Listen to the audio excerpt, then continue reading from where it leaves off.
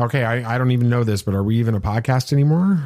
I don't know. It's definitely been a long time. Do you think anyone's going to listen? Well, I'm not sure anybody was listening before. It's fine. We'll still have a fun time. Yeah, that's true. You're right, BB Nate. Yes. We will. As always. That's right. We haven't had much of a chance to talk about Stranger Things Part 4. Stranger Things 4, Part 2. That's it. Yes. Yeah. So we're going to do that. Plus, there's a big DC Comics reveal this weekend that ties right into your topic this weekend. I wrote my topic before they revealed this. This is interesting. It's prophetic. And I'm going to make a lot of Darth Vader fans very angry this week. This is Tatooine Sons. It's true. All of it. What is the name of the porg on the Millennium Falcon? Force is strong in my family. What do you think his name is? It's a big moment. I am a Jedi, like my father before me. Maybe Turbis? Do or do not. There is no try. Turbis? Pablo, if you're listening to this live stream, that porg's name is now Turbis. It's a good Star Wars name. We're not done yet. These guys record an awesome podcast called Tatooine Sons. Everybody listen to that. I am hanging in there. You're feeling better than you were just a few days ago when we were at the emergency room. Yeah, they that's were always fun. Doing chest x-rays and everything else. But Sam, you have failed to get sick yet. So far. But tomorrow you're still going to have medical procedures. Yay. Yeah, some wisdom teeth pulled out. I had tonsillitis. So it's been like a month since we recorded. It's been a long time. It has been a while. Welcome to Tatooine Sons, a pop culture podcast, the only fan podcast to name a canon Star Wars creature and to be endorsed by the writer-director of The Last Jedi, Rian Johnson. We believe that pop culture is the mythology of our generation, that there is a story. It is written on our souls, and that these myths speak to that story. And that is why we talk about Star Wars and Marvel and DC and Stranger Things and all of the other epic franchises that you guys love so much. I am David. I'm the dad. Hi, Dad. Hey, you guys are right in the rhythm already. Yeah. I'm honored to be joined every week by my two amazing sons. Samuel, what are you talking about? Yeah, it feels like we waited forever for Stranger Things 4, and now we're already waiting for Stranger Things 5. Yeah. Maybe we'll talk about that on your segment. Probably just a little I've got bit. thoughts on that. BB Nate? Well, Crisis on Infinite Earths just became way more important over this past weekend. This is true. Very exciting. It is very exciting. You, Dad, what are you talking about? Well, after Obi-Wan Kenobi, I have got a theory that Vader might not be who we always believed he was. Dun, dun, dun. Whoa. Dun, dun, dun. But we'll talk about that in a minute. Thank you so much for listening to the show. If it has been a while, well, it has been a while if you're listening to the show, unless you went back. I mean, we've got a back catalog of like 250 episodes you could have been listening to. So if you missed us, we hope you went back and listened to those. If you're new to the show, thank you for listening to the show. We appreciate you joining in. We're going to have a lot to talk about next week. This week we're going to after Comic-Con. Comic-Con is I want to go there one year. It's always seems so cool, especially now that we're more of a general podcast. Yeah, we'll do that someday down the road, maybe. But we're gonna have a lot. But this week we're gonna talk about some things that we have got to clean up, some conversations with it. So we're excited that you're here. Please follow the show on whatever podcast app you're listening to this on. We would definitely appreciate that. Give us a rating and a review, even if you don't like us, you can give us a nice one. You can be kind, right? Constructive criticism? Yes. With 5 stars? With that, we've got a big announcement. You guys remember last year in the fall, there was a big potathon, 2021, raised about over $8,000 for Make-A-Wish. We had a year? Oh, it'll be a year. I know. That doesn't feel like it was a year. Wow. We had the opportunity to interview Scott Trowbridge, who was the Disney Imagineer behind Galaxy's Edge. That was so pretty awesome. It's coming back. Nice. September 17th is Potathon, and it's going to be all day just like it was before. 9 a.m. Eastern is when it's going to start. The goal this year, $10,000. Let's do it. Raised for Make-A-Wish. So we're excited to be joining Around the Galaxy and Bombad Cast and everybody else that's involved in this. Some big names this year with it. That's exciting. We have a guest lined up already. We do. He is a pretty significant person in the Star Wars world. He messaged me this week and said he owes us an interview. So if you've been listening to the show since all the way back in 2019, maybe you can figure out who that is. If not, we'll announce it sometime down the road. We're still scheduling that out to make sure that we get it recorded before Podathon. And then we'll talk live on Podathon about some different stuff as well with it. All right. I think that's enough talking about what we're going to talk about. Let's talk about what we're going to talk about. See, you still got it too. I'm back in the rhythm. It's like a bicycle. You don't ever forget. Anyway, ever since George Lucas introduced the rule of two into Star Wars canon, it has been assumed that Darth Vader was squarely in the position of Darth Sidious' apprentice after the events of Revenge of the Sith. But for me, after watching Obi-Wan Kenobi and thinking through some of the big moments in that period of the Star Wars historical timeline, I'm not so sure anymore. Bulky religions and ancient weapons are no match for a good blaster at your side, kid.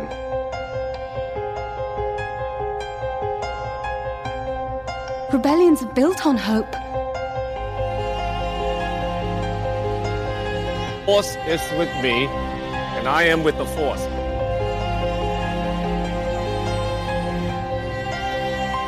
If you live long enough, you see the same eyes in different people. About 100 pages in to Shadow of the Sith. Yes. I'm 72% because my Kindle tells me the percentage that I'm in. Wow, that's great. Fancy. And it's weird how the old man has a Kindle and the young one prefers the physical books. Yeah. But I'm reading it. I'm very excited about it. Initial with non-spoilerly for Sam reactions to Shadow of the Sith. From what I've read, it's very good. It's just immediately, I mean, you read the first chapter and it already adds so much to Rise of Skywalker and the sequel trilogy alone, and it just makes it better. And I was sitting there, I was reading it on the bus back from youth camp, and I'm just sitting here and I'm like, this is just making the sequel trilogy better, and I don't know how that's possible because I love the sequel trilogy. It's awesome. And it's just, so cool. It's really good. I will tell you this, if you are a fan of just about any other Star Wars timeline and period, High Republic, Clone Wars, Rebels, the sequel trilogy, the original trilogy, Rogue One, any of that stuff, there is something in that book. That's crazy. High Republic too? And I will just call it, I'm just going to go ahead and retitle chapter 40, The Redemption of Unkar Plutt. All right. We know that the Darth Vader of Order 66 in Revenge of the Sith is definitely Sidious's apprentice, the pre-Mustafar version of Darth Vader. Right. Okay. But Vader is horribly injured. He loses all of his limbs. He's a shell of his former self after his defeat by Kenobi on Mustafar. So let's set the table here. Could Vader's injuries and his defeat by Kenobi be so significant that it would ever be possible that Sidious no longer sees him as a worthy apprentice? I definitely think so. But the whole point of the rule of two is it's never supposed to be like a set in stone thing.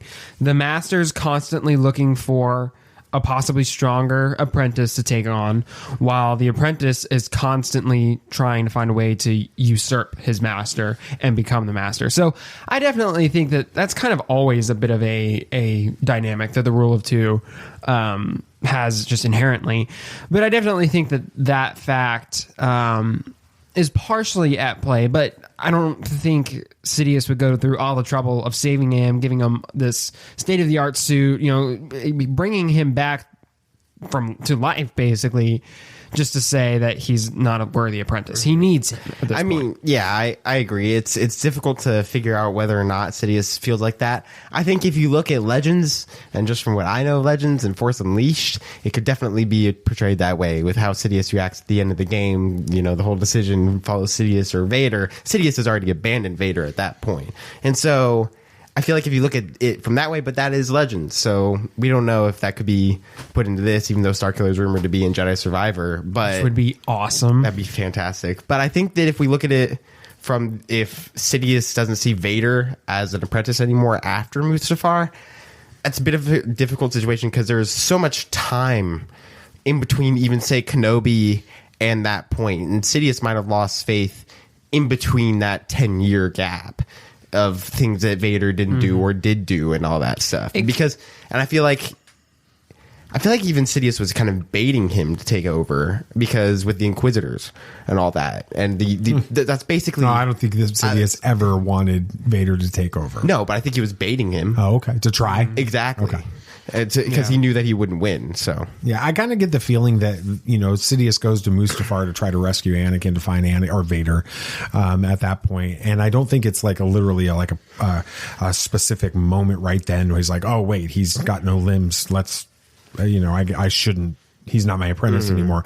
I think it's like he gets him, he puts him back, he starts to see how he can function in the Force and realizes this isn't Anakin Skywalker turned to the dark side anymore. This is a very different individual with different Force powers. And he's very strong, but I think it's different. Now, from my perspective, this kind of makes sense of the way Vader seems to be viewed by the Imperial leadership, especially in the original trilogy. Yes, he's feared for his power, but it never really seems that he's considered anything more than the Emperor's enforcer. In the original trilogy, nobody, drips content when it comes to Vader more than Grand Moff Tarkin with it. Why do you think that the leadership of the Empire treats Vader the way that they do? I just think that they figure out that the Emperor is the boss, and so whatever he says is going to be true, and they've always looked at Vader as a turned Jedi, or most of them don't know that, but just a Force user that the Emperor uses to get his way, and that's what the Empire has always viewed him as. So, but that's kind of proving the point that I'm making. They don't see this. I don't even think that they understand the rule of two or the Sith and stuff. No. But they don't have a ton of it. They fear him. I don't think that they respect Vader. No. In this, what do you think, Sam? Yeah, I definitely think that you have a good point with that. I mean, even I should know what the name of the officer is, but he's like, you're devoted to this antiquated religion and stuff. Yes, in the Death Star. Yeah, right. They feel like all of that is outdated at this point. That he's just clinging to something that has no value anymore. They wiped out the Jedi. This whole Force thing's old hat. We've got a space station that can blow up planets, and I don't think they realize that the Emperor also subscribes to the same religion. He keeps that pretty well under wraps. That's true. So why would they respect Vader? He's just a glorified wizard that honestly, that the Emperor uses as a mouthpiece almost at times. So well, it's interesting too, because if yes, they may not realize this dynamic of the rule of two and the Sith and Vader's Force ability and all of that, but if we jump back into Obi-Wan Kenobi and some of the other content that takes place between episode 3 and 4, we get the Inquisitors. With that. Yeah. They do understand the Force. They do understand rule of two. Many of them, I think, know Anakin is Darth Vader. Yeah. We get that from some comic stuff. We get that from the obviously Obi-Wan Kenobi.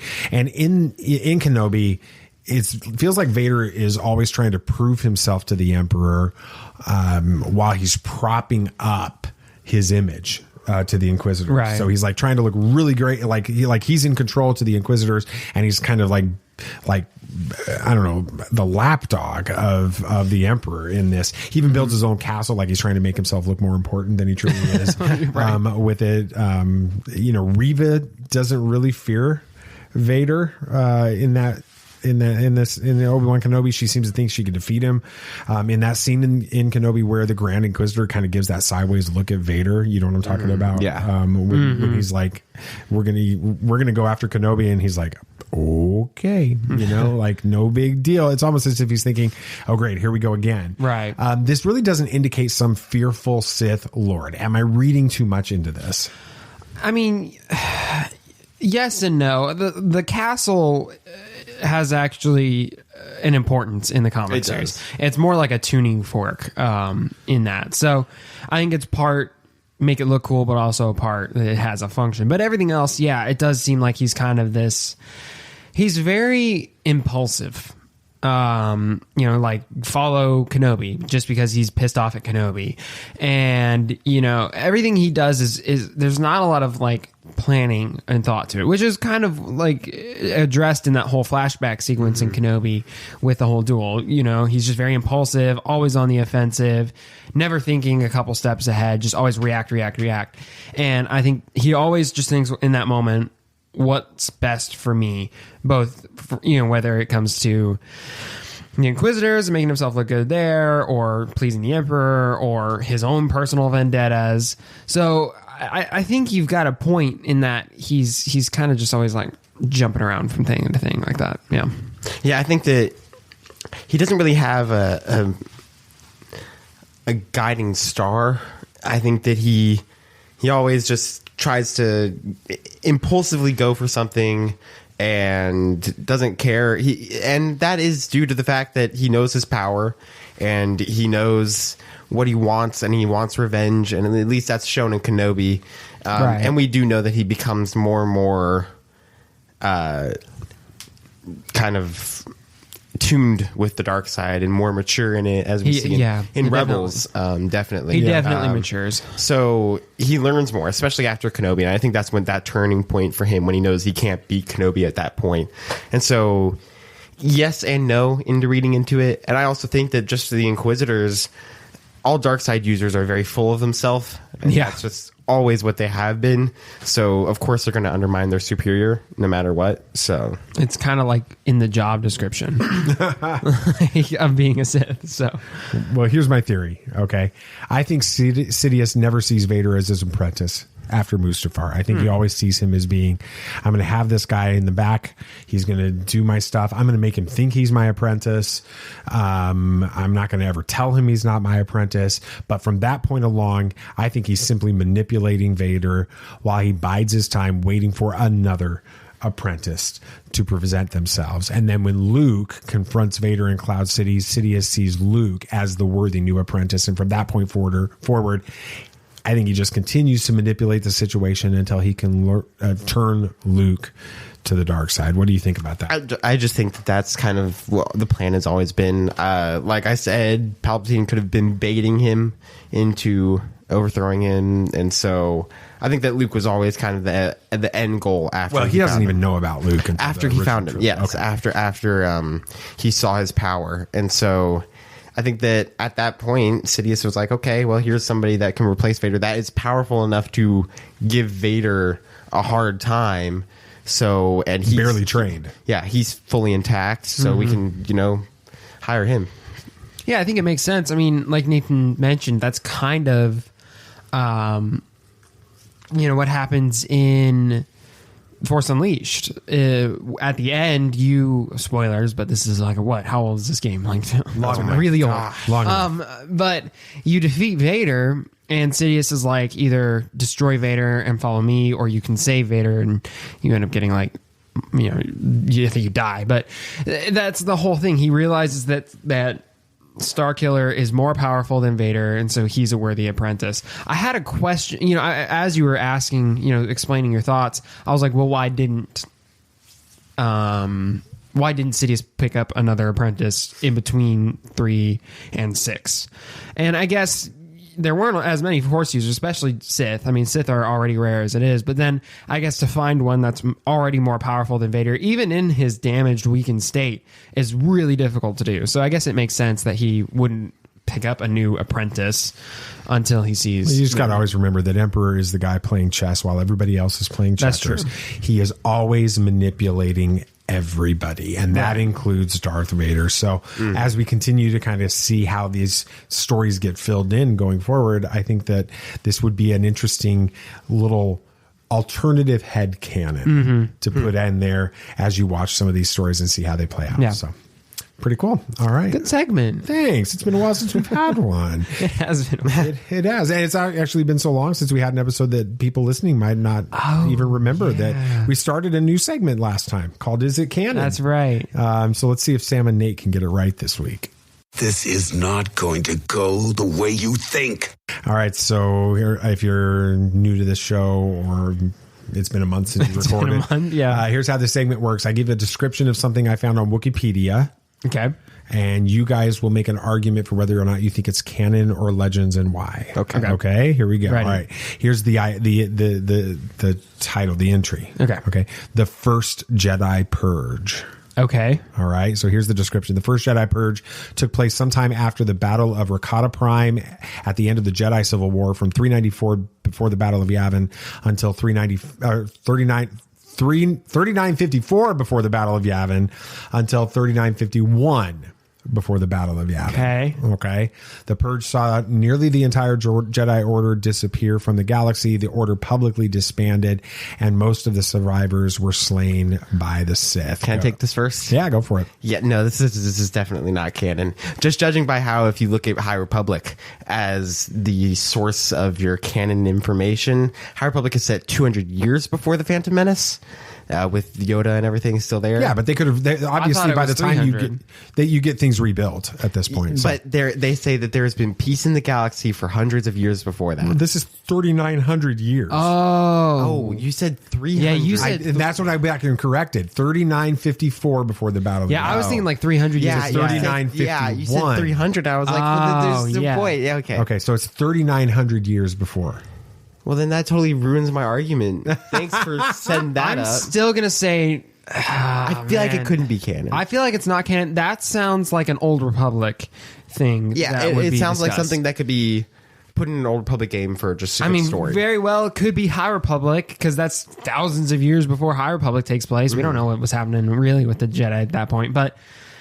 To the best of my knowledge, I don't know if we've gone back that far in canon yet. Even just a brief... Like even a mention in a High Republic novel? I don't know. They've been doing so much High Republic stuff. I know, but just judging by what I know from the High Republic and the little bit I don't know anything. That's the problem. Been exposed to, they stay in their timeline pretty firmly, so...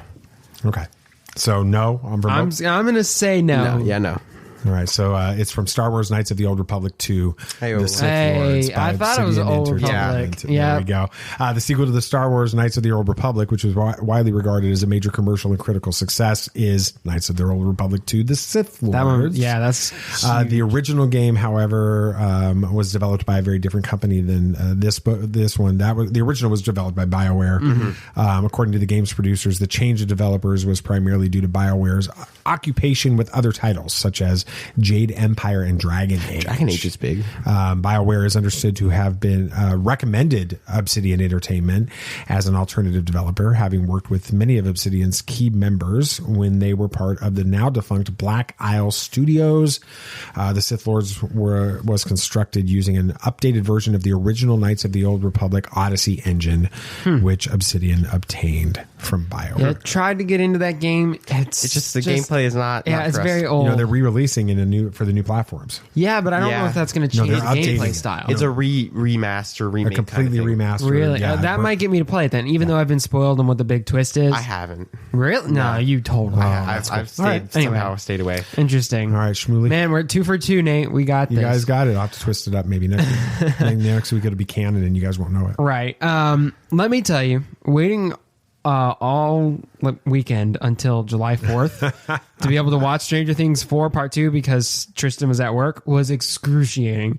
But in my opinion, I think it was well worth the wait that we all had to endure. We did have to endure. We'll share our thoughts on the series as well as some predictions for season 5 next. Be on your guard. There are older and fouler things than orcs in the deep places of the world. All right, then, keep your secrets. You're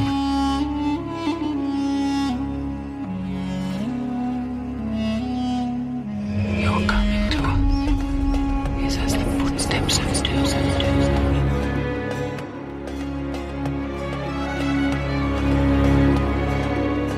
There are many magic rings in this world, Bilbo Baggins, and none of them should be used lightly. So I was at Barnes & Noble the other day, and I looked at a few of them. And one of them follows like Papa, whatever. Papa. Yeah, however you say it. Papa. One follows him, and another follows Hopper. And really, one of them was written by the guy who did Shadows of the Sith. Yeah, I did not know that there was all this like extra content for There's Stranger Things. there's a comic book. There's a Stranger Things expanded universe. Yes, It's like I didn't even following know about it. 6 or something of the kids. Like Oh, wow. 06 or something. Very interesting. That's very cool. All right. Before we go into, We haven't really talked about We this at really all. have not. I think we've Because all you been got like, back and he was in pneumonia and sick. Right. So and I think we all like mentally were thinking save it for the podcast because we knew we were going to eventually talk about it. So first off, I want a rating of part 2, just part 2 of Stranger Things 4 on a scale of 1 to 10 epic guitar solos. I got to think about that. You go. Nate. I'm really sad about Eddie, but I thought it was really good. I felt like I need a number. I'll give it a 9. I can't find much wrong with it. As I was watching it, I was enjoying myself. I didn't really have any complaints from it. And I felt like how, the Duffer Brothers were explaining how season 5 was going to be like Return of the King. If I compare this, it feels like a Two Towers-esque kind of setting up the finale. It's actually really good. Ending. It felt like Two Towers. Just kind of that okay, this is it. This is a big moment. You don't exactly walk away from it feeling good. No, this is like, you're like, okay, but you feel that kind of that sense of hope and like I just didn't get that. kind of encouragement. Like, okay, we're getting there. They're gonna finally defeat this, even though everything is totally destroyed. You know that they're gonna find this end. Spoilers, by the way. Well, yeah. Everybody listening to this knows. We don't even. And everybody's watched it already and just unsubscribed from Netflix. Apparently, 1 million people unsubscribed. I'm not surprised. I'm sure Netflix isn't expecting it. That's ridiculous. Oh gosh, I don't know. I don't want to be mean. Just be honest. I mean, I'll give it a 7.5. Okay. I had a feeling. It was good. I just wanted more revelation of that story from behind the previous seasons that I didn't get from it. I thought we were going to get it in part 2 and we didn't get it. I know we're going to get it. That's what they're saying in season 5. So I'm looking forward to that. Well, we should just wait for the Stranger Things stage play.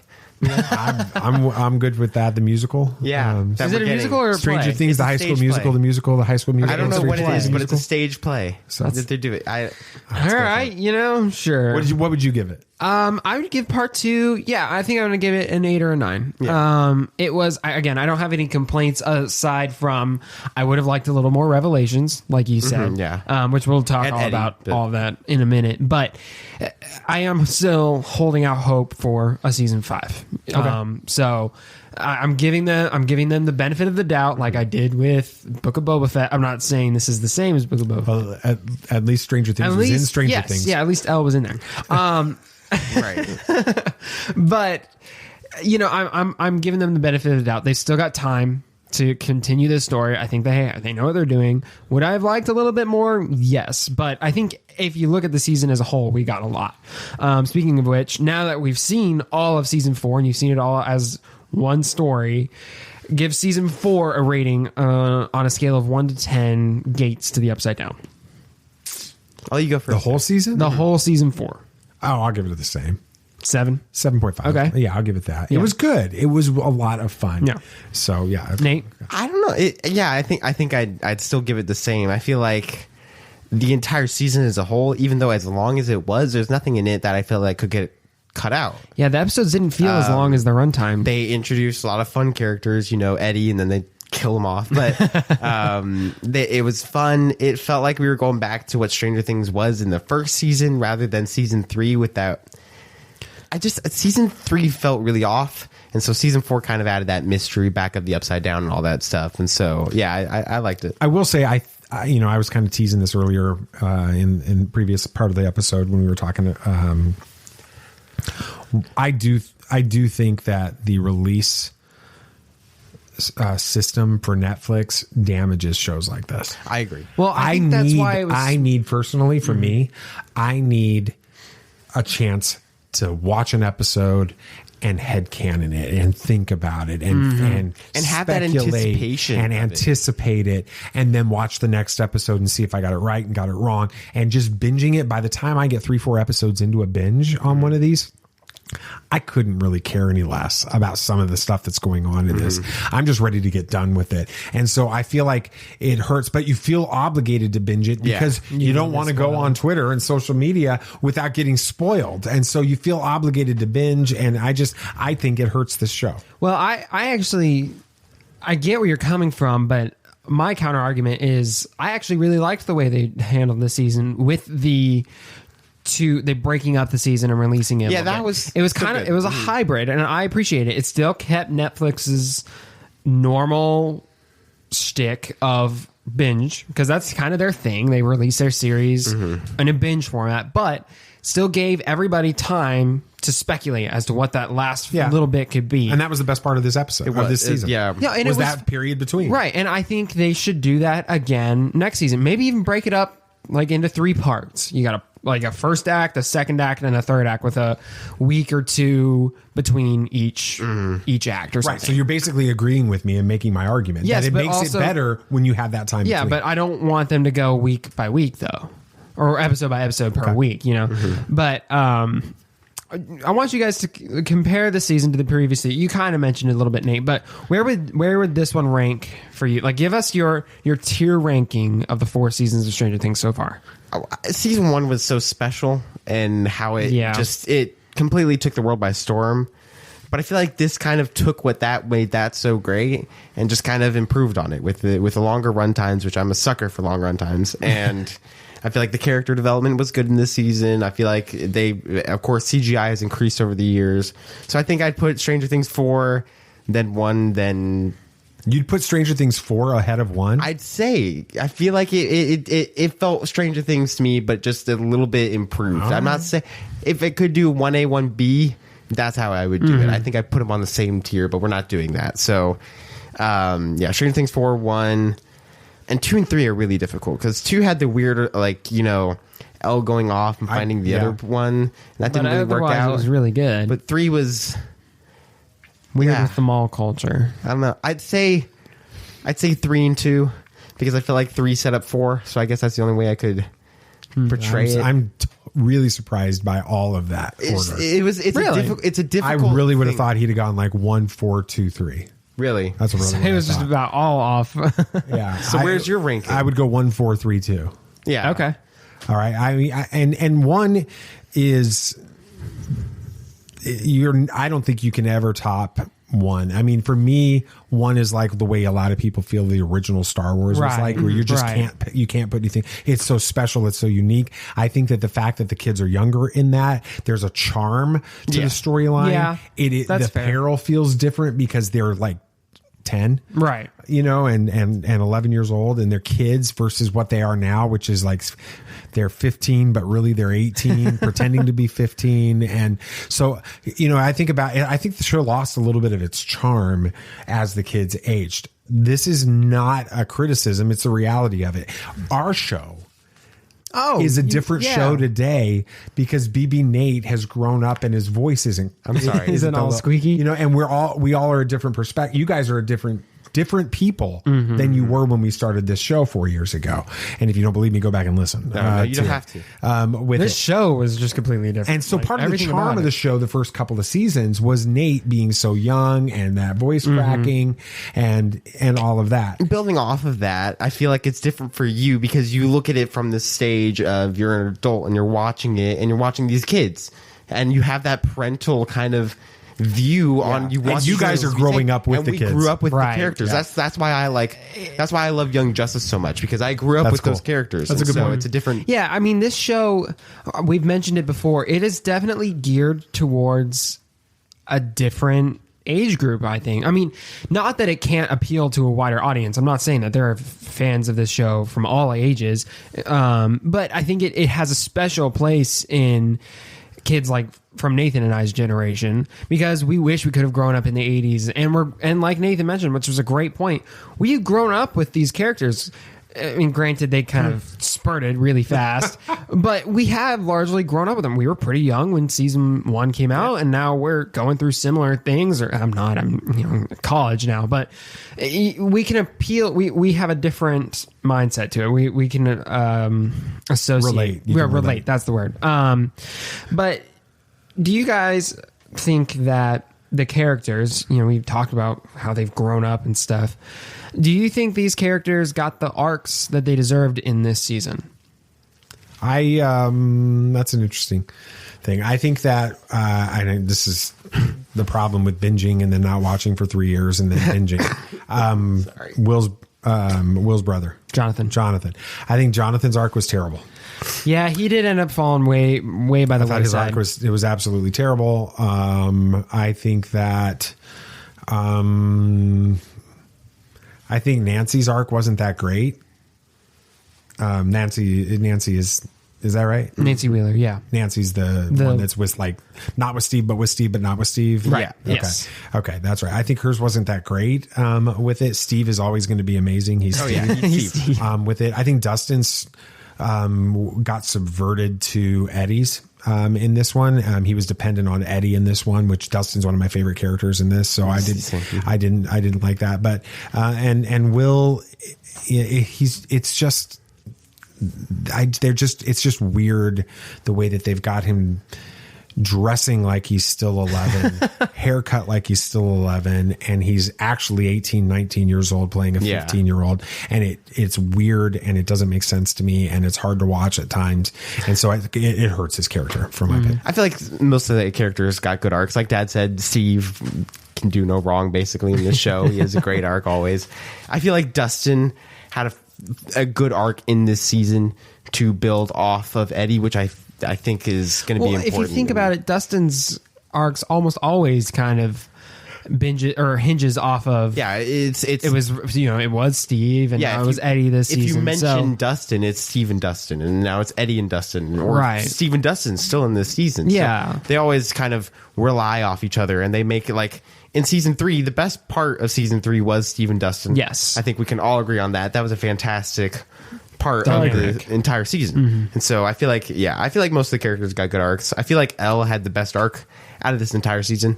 I feel like it needs to be her story. I feel like that whole thing was great. Mm-hmm. And so I feel like Mike had a little bit of a weird one. He was really a jerk at the beginning of the season, and then he became super empathetic like towards the end. But I guess that's just how it had to work out. Well, that's how character development. Mm-hmm. Right. Yeah.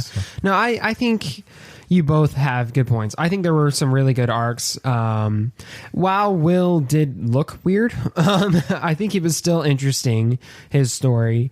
Nancy, I mean, her arc wasn't all that exciting, but I've never really been like super interested in her character. The show's never really been focused on the older kids very much, except Steve, because he's always hanging out with the kids. He's the babysitter, Jonathan, he definitely fell by the wayside, which was weird because I can't remember which season it was. Was it season 3 that he got with Nancy, or was that season 2? That was season 3. Mm-hmm. 3. He was like super front and center, and then in this one he was a stoner and just kind of fell back. So that definitely did feel a little Argyle weird. Had a great arc. Argyle was fun. But I think Dustin's, I loved his arc, the way he felt at the end there. I think he's really going to be like this. He's going to kind of almost take over as a leader, I think, for Mike. Not that Mike isn't like doing a good job, but I think he's just so caught up with other things that Dustin, he's just going to take over. So there's still a few questions that need to be answered though by the end of this, and we'll go through these, and I want to get y'all's quick responses. Yeah. Who's the boss, Vecna or the Mind Flayer? Mind Flayer. They answered that. You think? Oh yeah, 100%. Really? Did y'all not see the whole flashback sequence with Vecna in the Upside Down? Mind Flayer, right there, controlling all the Upside Down. And he even said he was called to him. So yeah, 100% Mind Flayer. No doubt about it. Nope. I think Vecna is controlling Mind Flayer. No. Dad? I think it's Vecna. Yeah. Did y'all watch the episode that I watched? No. Yes. I think Vecna is in control.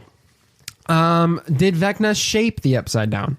I think because it was very different. I think it was both. I think it was the Mind Flayer with the help of Vecna. I think that they both were able to shape it. And I think it was mainly Vecna due to the fact it was stuck back in time, and it was Hawkins. And I think it was that. I think Vecna is the bad guy, and I think it's Vecna's world. Mm-hmm. Why could Elle open a portal to the Upside Down? No idea. Yeah, we'll find that out eventually. That's a question I need answered. Is Max going to be okay?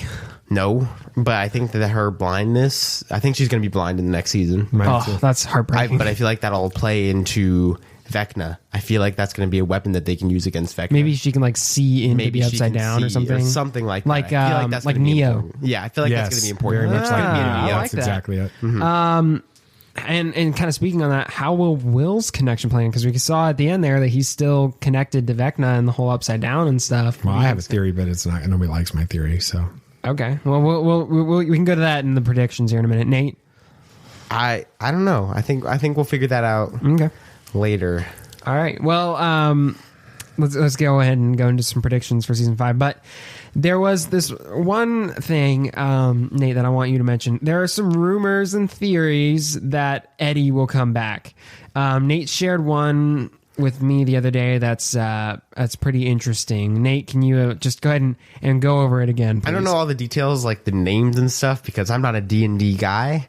But in D&D, there is a right-hand man to Vecna, and he is at first killed by bats, strangely enough. And then he gets resurrected as kind of like this kind of Blade-esque vampire slayer kind of thing, and he becomes the right-hand man of Vecna and starts doing his bidding, but eventually he betrays Vecna and kills him towards the end of his arc. I feel like that could be a good thing for Eddie because he was killed by bats. People don't want him to go, like me, because he's a great character.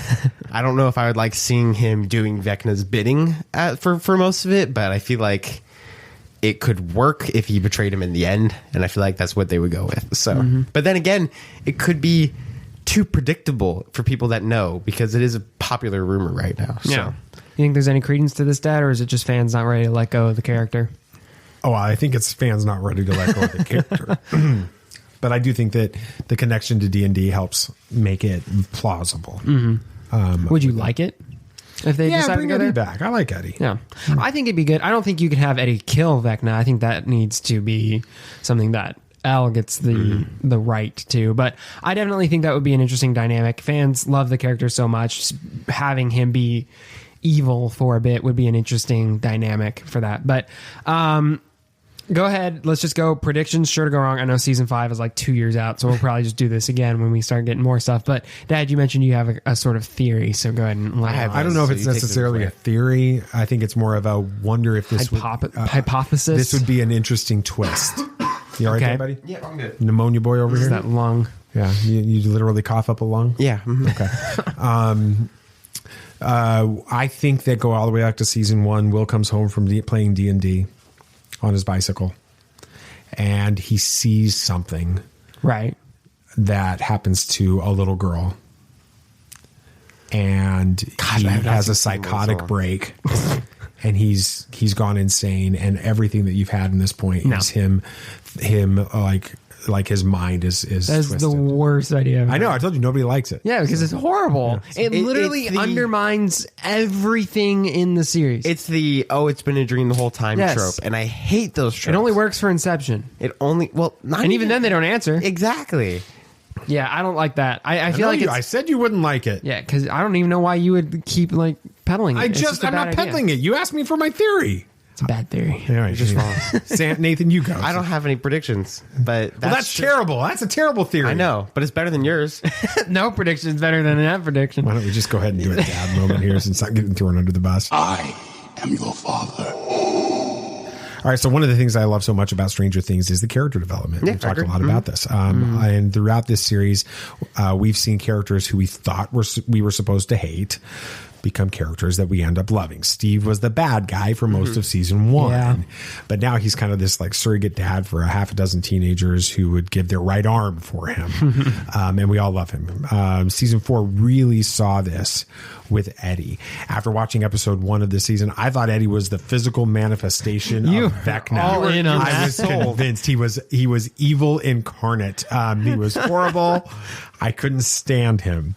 By the end of this season, he's the hero. So I think that there's a really cool lesson in this. It's not how your story starts. It's how your story ends. People can change, they can grow, and they should change and grow. We just have to give them space to let that happen. So, Rip Eddie.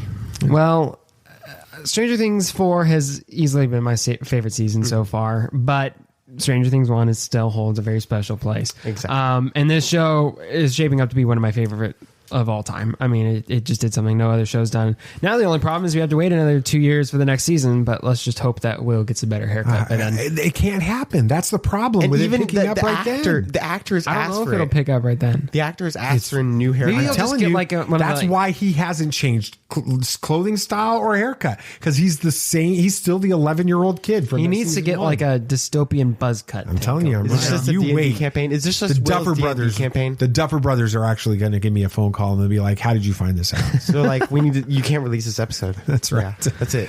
All right, so we got some movie moment stuff coming up. Got a new DC movie coming up. We do, and some no reason to talk about trailers. Nathan will talk about that, and some box office predictions. So we'll do that here in a second. At last, we will reveal ourselves to the Jedi. At last, we will have revenge. All right, 2 new movies this weekend, even though we haven't been to a movie theater in a while. We have a lot of movies to catch up on. Well, that's what happens when everybody gets sick. This is true. But this first one, DC League of the Super Pets. It's about Crypto the Super Dog and Superman are inseparable best friends, sharing the same superpowers and fighting crime in Metropolis side by side. When Superman and the rest of the Justice League are kidnapped, Crypto must convince a ragtag shelter pack, Ace the Hound, PB the Potbelly Pig, Mern the Turtle, and Chip the Squirrel to master their own newfound powers and help them rescue the superheroes. Nice. The director is Jared Stern and Sam Levine. The cast is Dwayne "The Rock" Johnson, Kevin Hart, Vanessa Bayer, Keanu Reeves, and Diego Luna. Keanu Reeves is Batman. The studio is Warner Brothers. It is rated PG for action, mild violence, language, and rude humor. Going yes or no? I'm going to make you answer this question. You're the DC guy. Not sure. Why? I mean, it's cool that they're bringing, Ace the Bat Hound in and Crypto, but all these other people are not existing in DC. No. I mean, they have a couple, but they don't even have like the alligator from the Super Pets, which is weird. And they don't have the Bat Cow, which is a thing. Yeah. The Bat Cow is a thing. But I mean, of course I'm gonna see it. Because it's DC. You're just not sure how you feel I'm about just not seeing sure. it. Yeah, I'm not sure. Like, I'm not sure if it's gonna be a priority to see. Okay, it. Like, I'm not sure. Like, we have this and Minions and Elvis to go Minions see. or Elvis. Oh yeah, I know. And so I'm not sure where this is gonna. Somewhere rank along the line, I've got to go see that Mrs. Harris Goes to Paris you with do. Mom. have fun with that one. Yeah, All right, and this one actually interesting little tidbit of trivia I'll give afterwards. But it's Vengeance. It is a darkly comic thriller about Ben Manalowitz. Okay, Good job. A journalist and podcaster who travels from New York City to West Texas to investigate the death of a girl he was hooking up with. Oh wait, I think I saw a trailer for this one. I saw the trailer too. It actually looks good. Yeah. The director is BJ Novak. Yeah. The cast is Yeah. BJ Novak, Yeah. Ty Shaw, Doug Cameron. It is the studio is Focus Features. It is rated R for language and brief violence. That little tidbit is this is BJ Novak's first movie he's directed, but he has directed a lot of the episodes of The Office because that's very different than Ryan Howard from The Office, but he also wrote a lot for The Office as well. Right. Going yes or no? This is one of those that's kind of on the edge. It's that rated R, but it's rated R for language primarily, and we've heard bad words before. Yeah. We don't use bad words. So. I watched the trailer. And it does look like a lot of fun. I'm curious about this one. It sounds like a really interesting premise. The fact that it's kind of connected to a podcaster makes it interesting too. And I mean, we can vouch for BJ Novak because he's. I mean, from what I've seen, he's great. Definitely, he's a great actor too. So I remember seeing the trailer for this and thinking that actually looks pretty fun. The whole Texas element of stuff too looks like a lot of fun. Trailers, just gonna skip it because we're recording before San Diego Comic-Con has all that, and all the good trailers will come out. But there was the Rings of Power thing that came out. Well, they're going to be doing more Rings of Power. I know, but that one was cool. Yeah, so we're just that one's getting thumbs down. I know on YouTube everybody's like so crazy. I hate everybody's it. just. I think it looked great. Everybody's saying it's woke everything for no looks reason. great. There's no reason that it's woke. Literally, it's frustrating. But for box office predictions, since we're recording before the weekend, Nope. Not going to see it. The 55 million domestic. Now that's not great. I think I would shoot higher.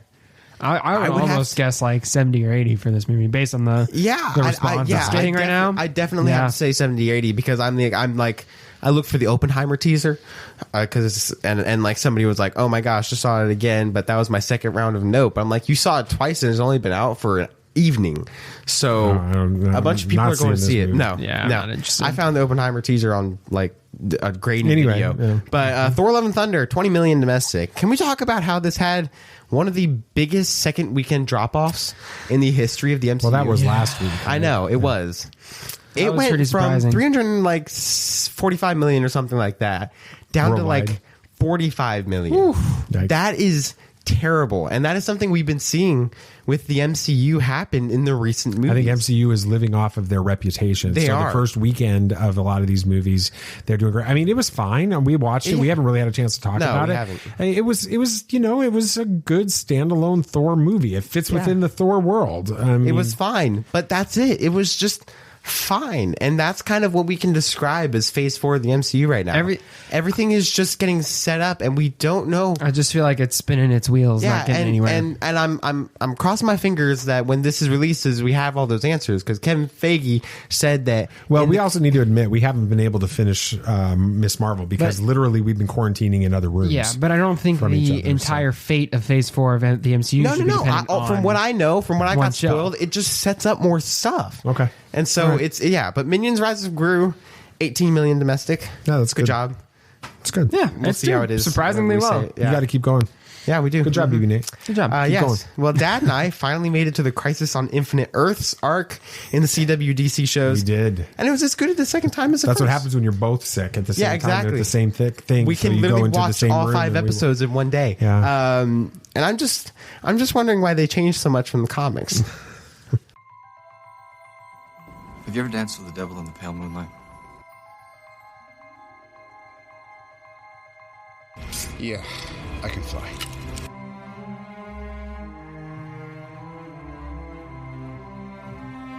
I'm here to fight for truth and justice in the American way. The people in this room, which one is A, wearing a spangly outfit, and B, not of use? There's only one God, man. And I'm pretty sure he doesn't dress like that. That man has no limits. Some of you were like, man, I really want to read like these Crisis stories in the comics, but I have no idea where to start. Where would you point them to? Crisis on Infinite Earths. That's the first Crisis. In You don't need any other ancillary beginning comics to. You can just jump right in. This is a watershed moment when you get like the big moment. Like everything changed in DC Comics. Everything at Crisis on Infinite Yes, Earths. this was a humongous deal. Were they trying to do that in the CW? They were. And they did. They did. Whether yeah, it good or did. bad. You're right. They did.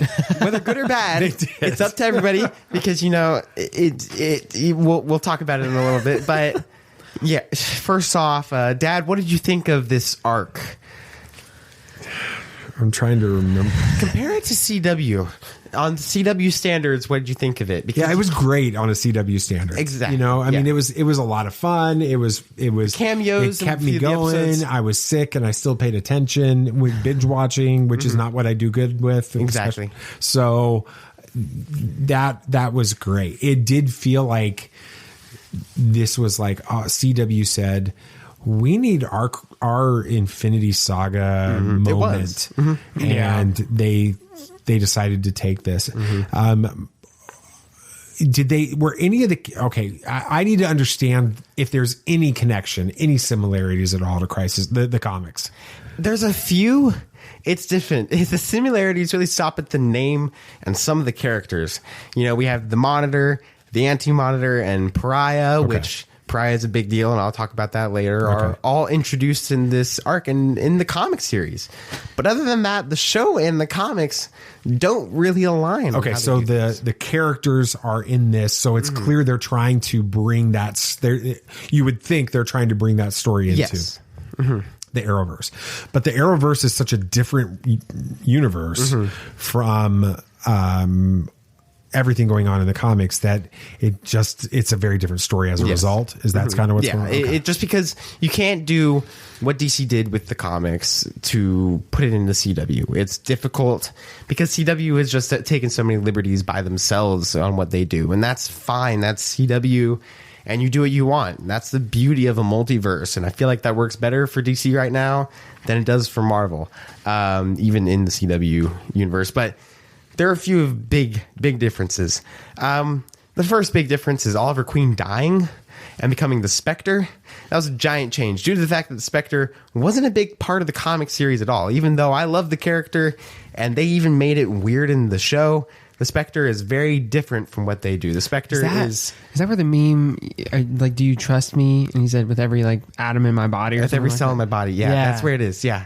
Okay. It's from the Christ on Infinite Earth. But the Spectre is, they had Jim Kerrigan in Purgatory give his power to Oliver Queen, and that's not how it works at all in the comics. Like, when I first watched it, even I wasn't introduced to Spectre all that much before seeing this, and even then I was just like, what are they doing? Because the Spectre is God's chosen vessel of judgment on Earth. And we've talked about this going back to Moon Knight and comparing some things with they're that. very similar, but this is not Spectre. I'm going to be honest with you, I made no connection to that character at all. Really? When we were watching this, I made no connection to the conversations we had about Oh, no. They're completely different characters. And that's what... But it was still exciting to see them mention Spectre. And I also liked how Oliver Queen was him. I feel like Oliver Queen character in Crisis on Infinite Earths was a lot of fun. He's a good character. Yeah, he's a good character. This next one, Supergirl not dying, or at least from one of the Earths. This is a big part of the comic series and gave us one of the most famous comic panels of all time, courtesy of George Perez, who sadly passed away a few months ago. It was also a big plot point that drove Superman more in the story from that Earth. I mean, you had But this isn't Superman's No, I mean, you had universe. that classic panel where Superman's holding Supergirl in his arms. And like I've seen that panel. It is so famous. I know what you're talking and they about, kind of they had a little Easter egg. I think it was at the beginning of episode 4 or something, where Supergirl was holding the paragon of Superman, and it was like on the camera for like half a second, but even then that's not a big deal to the plot, and it's just a little homage to it, and it felt really weird. And this next one was a huge deal. The Flash had a much bigger and more dangerous role in the comic. The comic? Yes, the Speed Force had a much bigger role than what little we saw in the show. I mean, people got trapped in the Speed Force, and that's how he was able to figure out how to defeat the Anti-Monitor, which they kind of put into the show, but not to the extent that it was in the comic, even though the Speed Force did give us some cool moments, like Grant Gustin's Flash meeting Ezra Miller's Flash. It's so weird. We're just sitting there watching, and all of a sudden Ezra Miller's in the screen, standing there talking to Grant Gustin, and I'm like, so that means that they could easily bring Grant Gustin into the Batman. That's why it was difficult when you gave me that topic idea. I couldn't talk about it because I didn't want to spoil it. But I'm like, this is why it makes the most sense for Grant Gustin to be in there, because it's so easy for that to happen. Yeah. And even it's in canon now. Even if you look at, like, ask people, the way that Ezra Miller got the name The Flash was from Grant Gustin. Well, that's exactly what happens in this. Exactly. Wait, really? Yeah. Yes, because he's like, there's another Flash. He's like, who are you? He's like, what's the Flash? Yeah. And he's like, Flash. So he gets the like idea for the suit and all that too? No, he's wearing the suit. He's part of the Justice League, but he doesn't have the Flash name yet. Oh, that's true. He's not called anything So at he that learns point. that from Grant Gustin's Flash, and That's where he actually gets the kinda name from. cool. So yeah, I it's like pretty that. cool, and I hope that's why I really want Grant Gustin to be in the Flash movie, because it was important. That's pretty cool. But Sam, like you found out, these are some big moments and plot points that they just changed. Do you think the art could have been worse if they followed the comic series more closely? Nate's triggered over here. I know you haven't seen it or read the comics, but do you think it would be better if they followed the comic? Well, I think it's tough because the certain characters that are a big deal in the comic aren't in this. Like, to my knowledge, Batman's not in here, and I'm pretty sure he's a big deal. No, he was a big deal. Mm-hmm. Superman, he's not really in the CW verse. He was? He was a part of this. Okay. But they have to take him out. They did. Mm-hmm. Right. This. So certain key players are not on the field the way that they could be in the comics, And which already screws them over. And another huge thing, the Legion of Superheroes. Big deal in the comic series. But they haven't even gotten established in this. I mean, the only one from it was Brainiac 3, or Brainy from Supergirl. That's the only Legion of Superhero we saw in this entire thing. He had the little ring and all. That was cool. But like, they were such a big deal in the comic series. So it was weird. But Dad, was there anything out of these that you would have liked to see in the show? Like more use of the Speed Force or anything like that? Yeah, I'm surprised by that, because Flash is the central character in the Arrowverse right now, even though it's the Arrowverse. Well, the Arrow's done. Well, so. yeah, I think that they wanted to try to try to make this happen in the CW series, and they had to, like you were saying, Sam, they had to put they had to play with the players on the board, right? With it, and it made it more challenging storylines that were in there. They'd been trying to set it up for a long time, and it was great for somebody that maybe didn't have any knowledge of the comics, but it was definitely interesting watching you watch it, especially now because I think you're even more familiar with the comics. I watched Crisis on Infinite Earths before I read the comic series the first time. So what was your opinion before? I thought it was fun. I was like, okay, this is really good for CW. I'm like, this is a really well done show for CW, because I exposed myself to Arrow, to Supergirl, to Legends of Tomorrow, and to Batwoman all before watching the arc, because I looked up and researched the main episodes, and Batwoman was the last show I watched before it. So yeah, I had something easy to compare it to, but I just think that overall it's a fun arc, and if you kind of separate it from just comparing the similarities to the name and just completely forgetting that there's anything comparing to each other, it can be a lot of fun. But a couple more things. First of all, this is really only for Dad, but do you think that the Flash has started to decline, in your opinion, post-Crisis? Well, the first episode after was terrible. What was that one? That was the date episode. That wasn't the first one. Okay, that's the first one I'm thinking of. The dating, Valentine's Day episode was terrible. I think that's the lowest rated episode of the entire show. And I'm not surprised. It was Did really he sing bad. though? No, but he did quote lines in the Crisis. In the Crisis, yeah, he quoted lines from the song. And I really wanted him to sing it. But anyway, and thank you. Now I'll have the song in my head all You're night. welcome. You want me to sing it right now? No. We don't need to scare the people back. If there's anything that we could have, if they can do differently. I think they've got to reset. Everything is upside down now. It's a completely different world. They did reset the entire Arrowverse. I mean, they even gave the Flash an intro sequence, which we haven't had. That's weird. What? It feels a little strange. But I didn't add this to my notes, but because I wrote my notes before it actually happened, the announcement, but Dark Crisis had a panel at San Diego Comic-Con, which I always thought was a little weird. I'm like, okay, they're going to announce something here, because I have a panel for a comic series that's already running, and everybody got an awesome Dark Side pin, which you didn't, because you didn't go. No. And they're like giving pins out at all the big panels, like Nightwing pin they gave out. That's so cool. Dark I Side love that. pin and all that. Nightwing. Is it the Nightwing from like the comics, or is it the Nightwing from the new game? It was a comic, but they're the same symbol. It was a Nightwing. Because Christopher Sean plays the Nightwing from the new game. Yeah. And they released Gotham Knights. Oh yeah. I didn't know he was voicing that gameplay for Batgirl. He played Kaz. Mm-hmm. Yeah, he did. But Star Wars. He's a pretty cool guy. He was one of the voices in Visions too. He was, yeah. So Christopher Sean's an awesome guy. Yeah. There was an announcement during the Dark Crisis panel where they announced that the official name for Dark Crisis, which it hasn't been Dark Crisis. No, it's Dark Crisis on Infinite Earth. No, I know, it's crazy. This is an actual sequel, a exact sequel to Crisis on Infinite Earths. Now, every other Crisis has just been a big event, but not a direct sequel. And I always knew it was kind of a direct sequel because of the villain. The villain is Pariah, who wasn't exactly a bad guy in Crisis on Infinite Earths. He was just somebody who was plagued for eternity as a punishment to watch Earths and things. Which is what happened in the Arrowverse. Yes. It's like the Watcher, kind of? Yes, but he's plagued to watch great tragedies, like Earths die, and just like all that happened. As a punishment.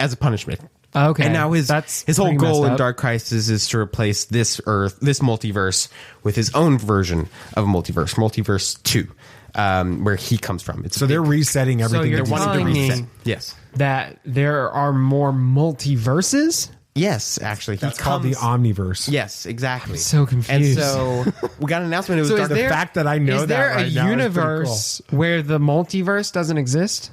I guess, yeah. Yeah, it's the CW show's post-Crisis on Infinite Earth. Literally, it is. You got Earth Prime, and that's it. But but it's now Dark Crisis on Infinite Earths. They kind of spoiled what's going to happen, but apparently Pariah's going to win halfway through the comic series.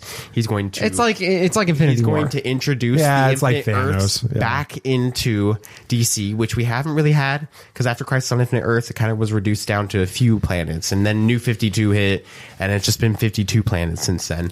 But now we're getting every single Infinite Earths back. So New basically, multiverses. this is just for the writers, so they can say, go crazy. Yes, and issues 1 through 3 of Dark Crisis are getting reprinted. With the new covers. You got to get those, bro. But the thing is that, I'm like, I have the original ones. That's pretty cool. But you got to have both. I know, but issue 3 hasn't released yet, which is really weird how they're having to reprint it, which I think Dark Crisis 3 releases in 2 weeks. But I'm super pumped that they've decided this, and it is just, it's changing everything in DC. And they had an interview and they're like, the last issue has a giant battle, which he's like, it's the most emotional thing I've ever done for DC. He's like, it's crazy. He's like, it's gonna be great. So That's I'm super awesome. excited. I'm very cool. I'm happy that we're doing. I'm this. so glad we watched Crisis on Infinite Earths, Right. and that we planned on talking about it I on this know, episode. and then it just happened. before any of that happened. Exactly. Because it would look like it. I promise. This was already written. The script was already in place. The notes We're were already looking in at the place notes, and it said it was edited before they 9 made this hours ago. announcement Right, with yeah. it. So Yeah. we're recording Thursday night. But anyway, exactly. But to wrap it up, the Flash was always building to this crisis ever since the beginning of the show. It's with lost some the momentum. Flash missing and vanishes in Crisis and all that stuff. And now that it's done, I'm completely blind to what happens in this show since I haven't seen anything past that point.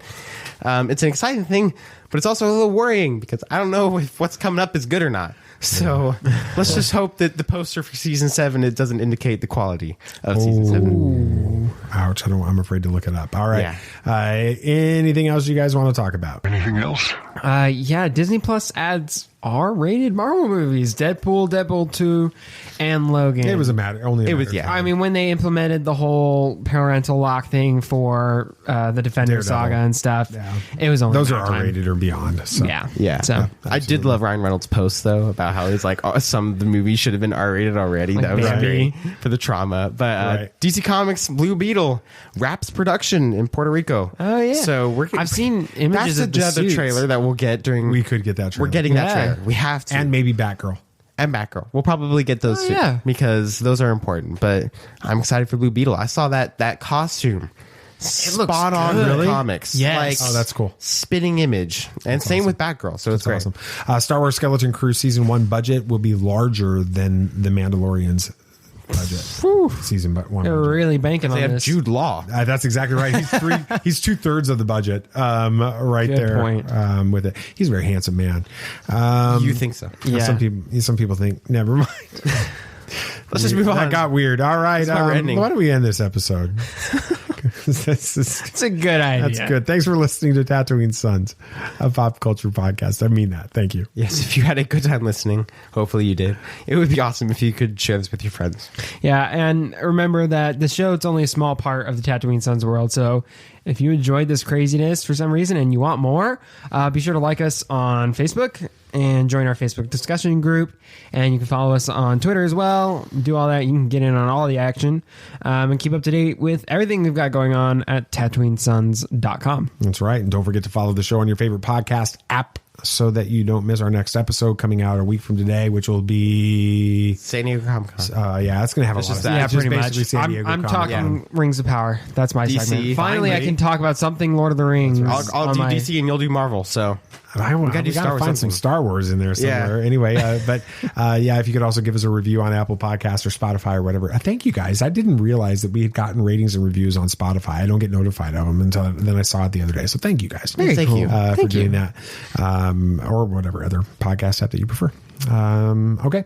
I think that's it. Anything else you guys like to say? May the Force be with you. May the Force be with you. May the Force be with you, always. This party's over. I like that Wookiee. Don't get technical with me. Joy, please. Yep, yep.